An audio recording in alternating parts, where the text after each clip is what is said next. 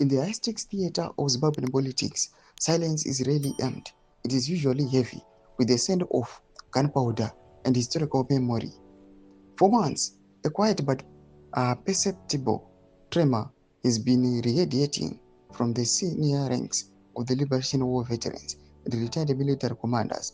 Their sudden re-entry into the open political debate regarding the 2030 agenda is not a coincidence of civic engagement. It is a calculated signal. Sanabina Mashko Brian Conscious Voice Zimbabwe's generals are drawing a line at 2028. Then was subscribe or like on the bell icon.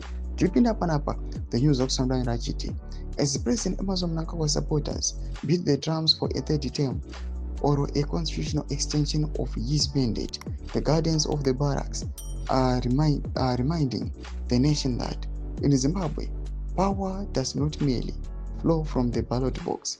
It circulates through the security liberation establishment that has underpinned ZANU-PF since 1980. This moment feels hauntingly familiar. It echoes the atmospheric tension of the late 2017, just before the fall of Robert Mugabe.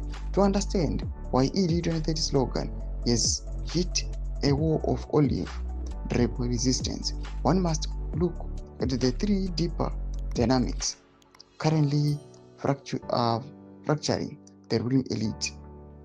Zimbabwe's political architecture remains a house built by a Rhodesian Bush War of 1964 to 79. The men who participated in the guerrilla struggle, Emmerson Mnangagwa, Constable Chiwenga, and Kade, of retired generals, did not merely win a war, they inherited a state. This group formed the ironclad coalition that executed Operation Stolen Gas in 2017 to remove Mugabe. Today, the same network is re-mobilizing, but the target is shifted.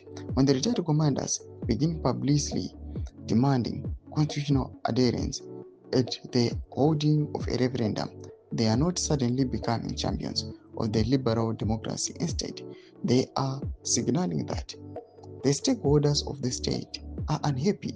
The liberation network that installed Mnangagwa is fracturing because the current push for 2030 threatens the delicate internal consensus that governs their power sharing arrangement. Under the 2030 constitution, a hard ceiling exists, a two-term presidential limit. For President Mnangagwa, the clock runs out in 2028. To stay until 2030 requires more than just a party slogan.